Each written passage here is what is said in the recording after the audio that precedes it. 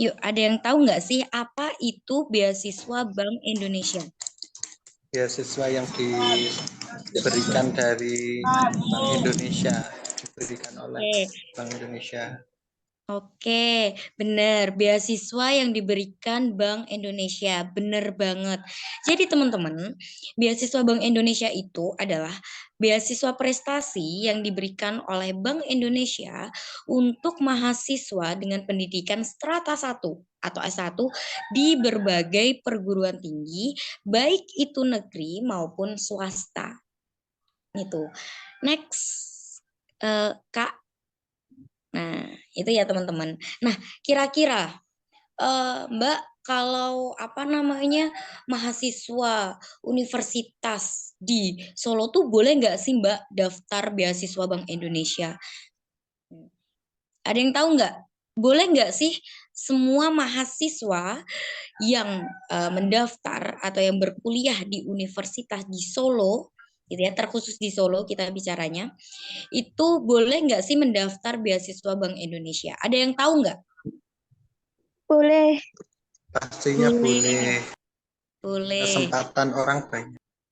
Oke, boleh Kak kayaknya. Oke, boleh Kak kayaknya. Oke, teman-teman jawabannya adalah tidak boleh.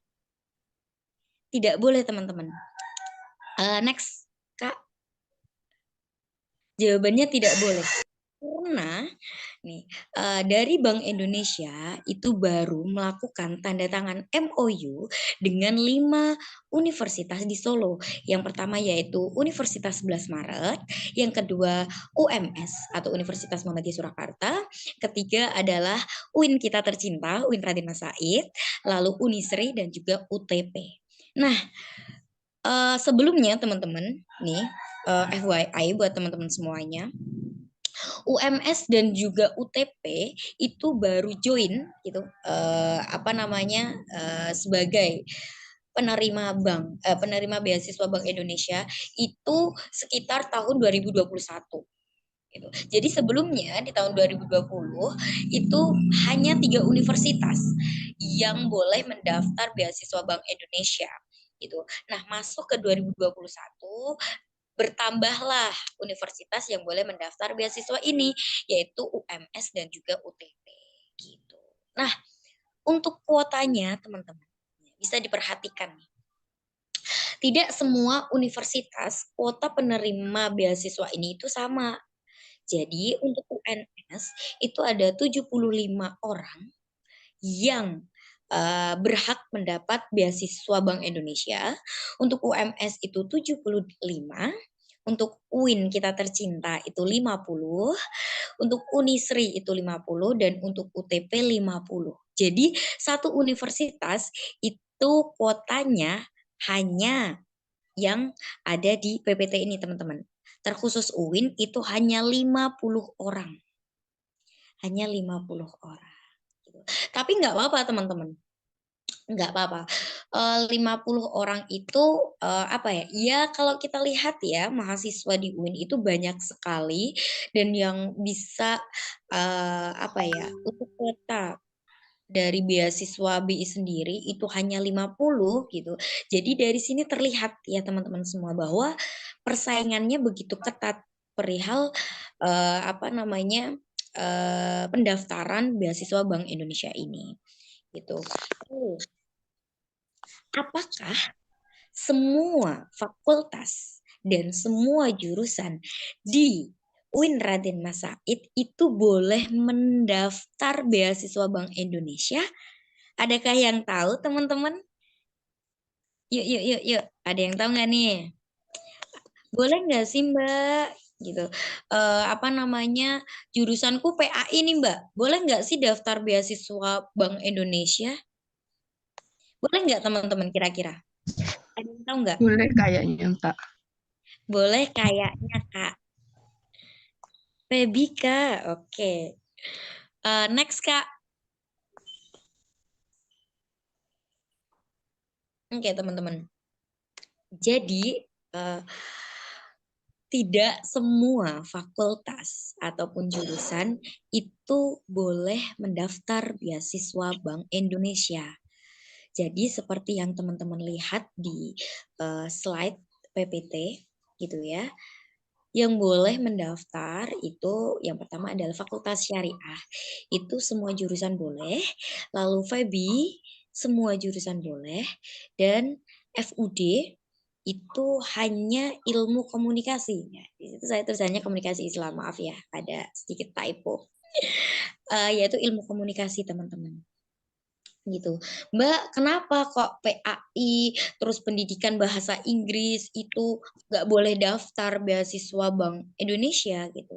Jadi itu sesuai MOU yang ditandatangani oleh uh, perwakilan dari pihak Bank Indonesia dan juga Bapak Rektor kita gitu.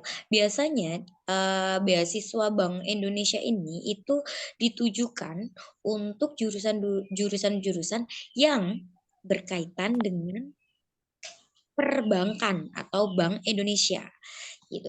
Kalau Febi sudah jelas ya gitu bahwa karena ekonomi gitu. Tetapi tetapi teman-teman semua jangan khawatir walaupun mungkin apa ya seperti jurusan pendidikan, PAI dan lain sebagainya itu tidak bisa mendaftar beasiswa Bank Indonesia gitu. Masih banyak beasiswa yang ada di UIN Raden Mas Said yang nanti akan disampaikan oleh kakak-kakak yang lainnya. Nah, eh, untuk motivasi teman-teman aja ya. Beasiswa Bank Indonesia itu kita mendapatkannya itu sekitar 12 juta teman-teman. Jadi satu semester 6 juta, 2 semester 12 juta. Alhamdulillah, alhamdulillah banget ya. 12 juta dalam 1 tahun dan itu apa namanya? Kalau yang saya tahu ya, mungkin nanti bisa teman-teman bisa kalau apa yang saya sampaikan salah mungkin bisa tulis di kolom komentar gitu ya. Eh, ada beberapa beasiswa yang memang apa namanya ketika mendapatkan beasiswa itu ada LPJ-nya atau laporan pertanggungjawabannya. Kayak misalnya uang misal beasiswanya itu sekitar 2,5 juta gitu ya atau 5 juta gitu. Nah, itu harus rinci tuh uang 5 juta itu buat apa? Bayar UKT berapa, bayar apa pengeluarannya harus jelas gitu. Ada beasiswa yang seperti itu. Nah, untuk Bank Indonesia itu kebetulan tidak teman-teman semua. Untuk Bank Indonesia itu tidak ada LPJ-nya. Jadi bisa tuh buat misal dikasih ke orang tua sedikit sekitar 1 juta atau 2 juta dikasih ke orang tua itu bisa banget. Dan maksimal bukan maksimal ya apa ya namanya ya maksimal kita bisa menerima beasiswa Bank Indonesia itu 2 kali atau 2 tahun berturut-turut. Jadi minimal 1 kali, maksimal 2 kali atau 2 tahun berturut-turut. Jadi 3 kali boleh nggak Mbak? Nggak bisa, nggak bisa teman-teman semuanya. Jadi cuma 2 kali dan kebetulan alhamdulillahnya saya adalah salah satu orang yang beruntung karena kebetulan saya dapat beasiswa Bank Indonesia itu selama 2 tahun berturut-turut. Oke, semoga nih yang di sini bisa nih nanti ketika mendaftar beasiswa Bank Indonesia bisa keterima dan bisa dapat beasiswa BI ini selama 2 tahun berturut-turut ya. Amin. Amin, amin, amin, amin. Oke, next Kak. Persyaratannya apa aja sih untuk daftar beasiswa Bank Indonesia itu? Next Kak. Oke. Untuk pendaftaran, untuk persyaratan administrasinya ya, atau secara umumnya nih, karena persyaratan di setiap komisariat, di setiap wilayah, maaf, di setiap wilayah itu berbeda-beda. Kalau di Solo Raya itu biasanya nanti ya itu mahasiswa aktif, terus telah menyelesaikan 40 SKS nih, biasanya nanti itu bukaannya itu yang boleh mendaftar itu minimal itu semester 4 tuh itu nanti baru boleh mendaftar, dan juga maksimal itu semester 5 atau semester 6 gitu. Jadi mungkin nanti nih teman-teman kan ini mungkin banyak yang maba ya gitu. Jadi bisa tuh dipersiapkan matang-matang persyaratan pendaftaran beasiswa Bank Indonesianya gitu, yang mau mendaftar. Kalau enggak ya nggak apa-apa, mungkin bisa mempersiapkan persyaratan untuk beasiswa yang lain. Karena kan banyak banget ya beasiswanya gitu. Nah, untuk persyaratannya itu yang pertama, mahasiswa aktif ya. Tidak boleh mahasiswa yang cuti itu mendaftar beasiswa Bank Indonesia, itu tidak diperbolehkan. Harus mahasiswa aktif. Lalu, yang kedua, telah menyelesaikan 40 SKS. Seperti yang tadi udah aku sampaikan bahwa minimal itu yang mendaftar beasiswa Bank Indonesia itu semester 3 semester 4 lah nanti bukaan pendaftarannya. Lalu yang ketiga, tidak sedang menerima beasiswa dari ikatan dinas. Itu nanti di persyaratan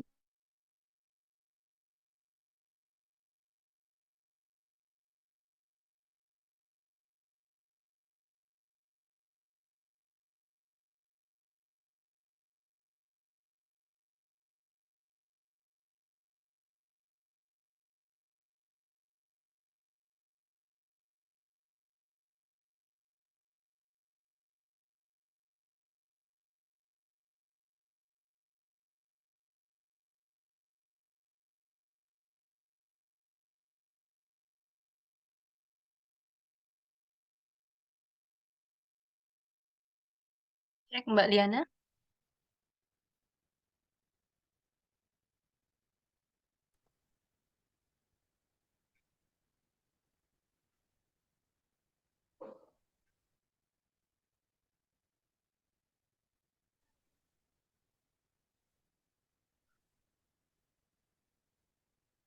Sepertinya ada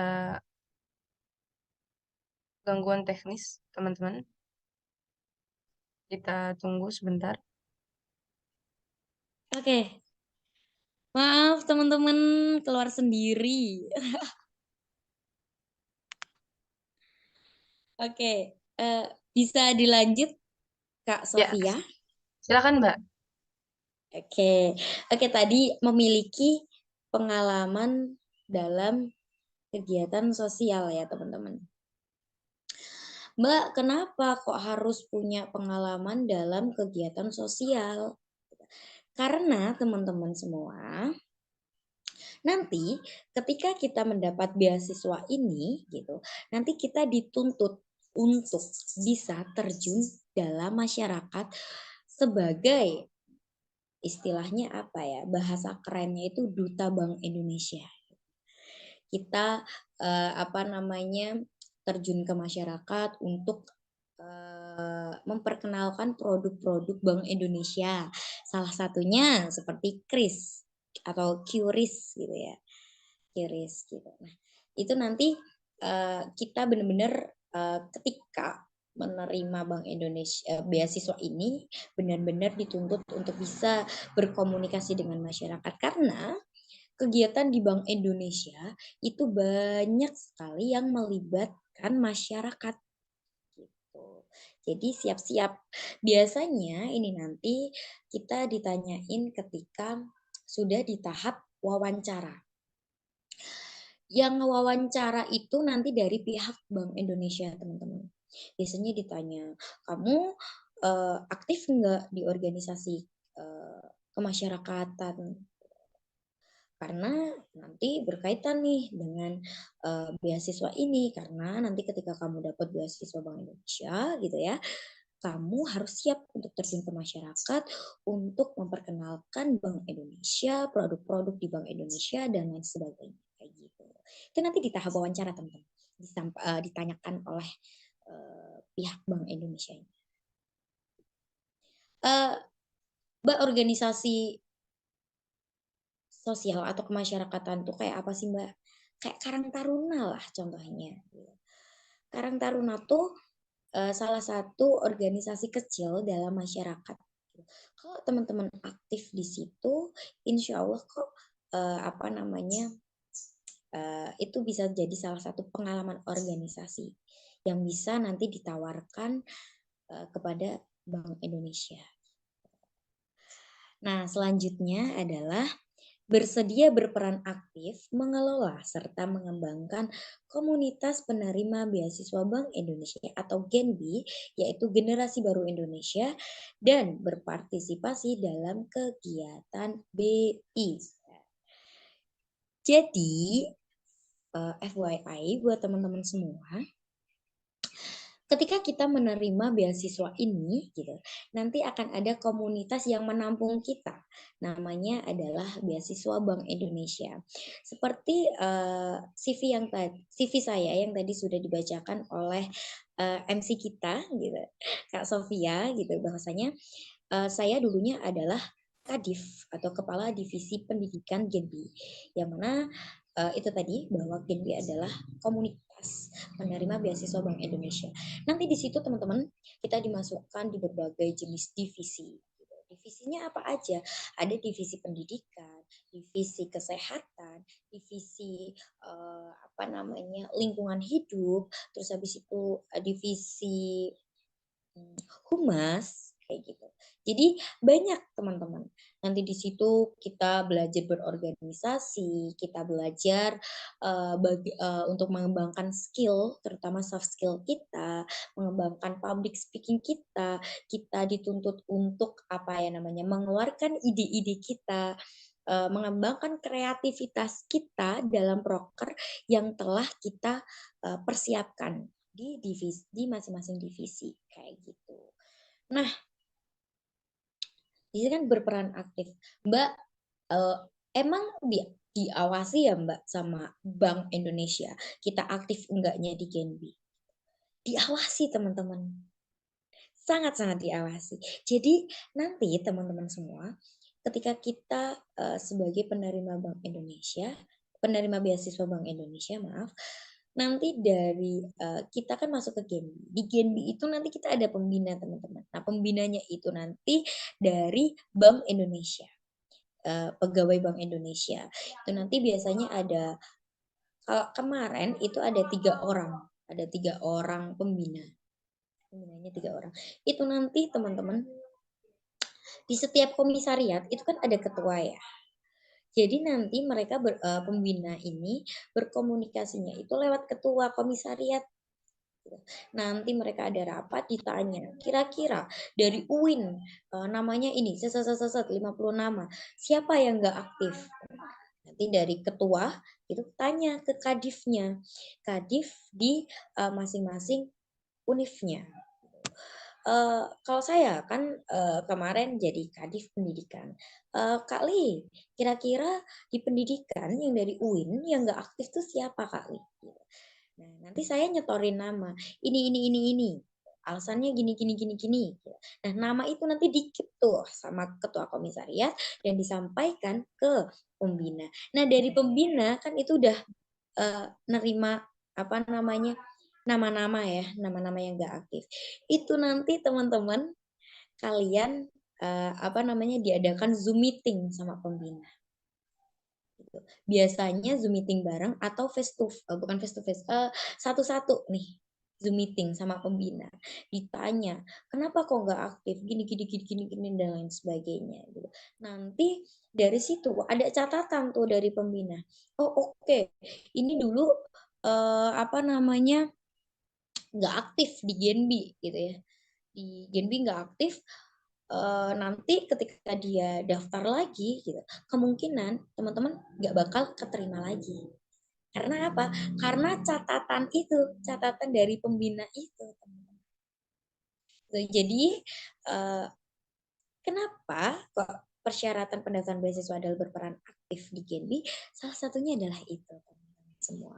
Gitu. Jadi mungkin nanti ya apa namanya ya harapannya teman-teman aktif lah gitu ketika sudah menjadi penerima beasiswa Bank Indonesia, aktif di komunitasnya yaitu Gen.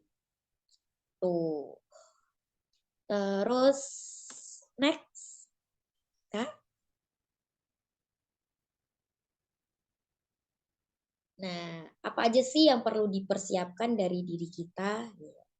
Tadi kan kita sudah berbicara persiapan, persyaratan administratif ya, secara administratif. Nah, sekarang nih hal-hal yang perlu kita persiapkan dari diri kita, gitu. Based on pengalamanku, gitu ya teman-teman. Based on pengalaman. Yang pertama, teman-teman semua, itu adalah upgrade IPK sebaik mungkin. Karena IPK itu nanti juga dinotis dari pihak BI ketika mengerucutkan gitu ya siapa aja yang berhak untuk menerima beasiswa Bank Indonesia. Kan untuk daftar beasiswa ini kan masih nanti semester 3, semester 4 ya minimal. Masih ada 2 semester untuk teman-teman semua mempersiapkan sebaik mungkin IPK dari teman-teman semua. Minimal 3,00 IPK-nya. Gitu. Lalu yang kedua, aktif dalam organisasi kemahasiswaan maupun masyarakat. Seperti yang tadi udah saya sampaikan ya, organisasi masyarakatnya itu seperti apa sih, Kak? Gitu ya. Itu seperti contohnya adalah Karang Taruna. Nah, organisasi kemahasiswaan ini kenapa kok kita harus aktif dalam organisasi kemahasiswaan? FYI aja teman-teman semua, saya adalah alumnus dari UKMI, Nurul Ilmi. Dulu saya dari Humas, lebih tepatnya di divisi jaringan. Gitu. Dan tadi ya sudah disampaikan dan sudah dibacakan oleh MC kita, MC keren kita gitu ya, keikutsertaan saya, keikutsertaan aku dalam organisasi itu apa saja gitu, lumayan banyak dan itu lumayan sangat bermanfaat gitu ketika kita mendaftarkan diri atau mendaftarkan beasiswa tertentu, karena biasanya dari mereka itu pengennya itu cari orang-orang yang aktif di dalam kampus gitu, aktif di dalam kampus yang mana sehingga ketika dia bisa atau ketika dia menerima beasiswanya gitu ya, mereka aktif juga di di sana, misal di Basnas gitu ya, dia aktif tuh di Basnas, entah prokernya apa gitu kan, di BI terkhusus ya, nanti yaitu tadi ada Genbi dan lain sebagainya, ada proker-proker BI biasanya yang melibatkan mahasiswa gitu ya, nanti kita digeret di di kegiatan-kegiatan itu gitu. Nah, salah satu manfaat lagi selain beasiswanya yang lumayan gitu ya, 12 juta gitu, nanti teman-teman ketika kita sebagai penerima beasiswa itu nanti kita akan ikut serta tuh dalam beberapa kegiatan BI. Nah, biasanya nih teman-teman dan kebanyakan gitu ya, kegiatan BI itu biasanya di hotel teman-teman semua. Gitu. Di hotel, terus nanti biasanya ada beberapa yang nginep juga gitu, nginep di hotel, ada juga yang enggak gitu. Dan biasanya ketika kita ikut kegiatan itu nanti biasanya itu ada sedikit sangu gitu. Ada sedikit sangu juga gitu. Jadi manfaatnya tuh banyak banget sih kalau dapat beasiswa ini tuh banyak banget manfaatnya gitu. Jadi ya harapannya nanti ketika teman-teman nih yang bisa daftar ya, terutama dari Fakultas Fasya, FEBI dan juga FUD gitu, benar-benar dipersiapkan matang-matang karena based on pengalaman dulu saya Febi itu yang mendaftar ya. Dari Fakultas Febi aja itu sekitar 1.000 orang. Ya, teman-teman, sekitar 1.000 orang yang mendaftar, teman-teman semua. Dan di jurusan saya, akuntansi waktu itu, hanya diambil 7 orang. Gitu. Hanya diambil 7 orang. Dan biasanya nanti ada kuota sih dari kampus gitu ya. Jadi Fasya tuh kuotanya berapa, Febi berapa, FUD berapa. Biasanya kalau nggak salah tuh per jurusan 7 kuota 7 orang, kecuali ilmu komunikasi FUD itu nanti 8 orang. Gitu. Jadi ya luar biasa sekali persaingannya gitu ya, vibe-nya, ribetnya, ngumpulin dokumen dan lain sebagainya, itu nanti kerasa banget teman-teman. Pas daftar tuh kerumunan tuh ya di lobi, biasanya banyak banget orang yang mau daftar. Tapi nanti kalau udah dapet ya, itu banyak sekali manfaatnya, dan yang pastinya lega. Alhamdulillah, akhirnya aku salah satu dari penerima beasiswa Bank Indonesia. Jadi yuk banyak-banyak apa ya, mempersiapkan diri PK itu tadi, terus ikut organisasi kemahasiswaan. Nggak perlu banyak teman-teman, nggak perlu banyak ikut organisasi di UNIF, di UIN gitu ya. Cukup 1 atau 2, yang penting teman-teman aktif gitu. Yang penting teman-teman aktif. Karena dulu kebetulan saya aktif gitu ya. Jadi mungkin sedikit membantu gitu. Lalu selanjutnya yaitu membuat motivation letter yang baik. Nah, ini sangat sangat sangat sangat sangat sangat penting. Jadi isi dari motivation letter itu nanti ya, motivasi kita untuk daftar beasiswa ini itu apa? Tujuan kita, goals kita ketika kita dapat beasiswa ini gitu ya. Itu beasiswa ini itu untuk apa? Uangnya untuk apa? Gitu. Jadi itu perlu banget ya. Perlu banget teman-teman membuat motivation letter sebaik mungkin sesuai dengan kondisi teman-teman dan kejujuran teman-teman. Kayak gitu.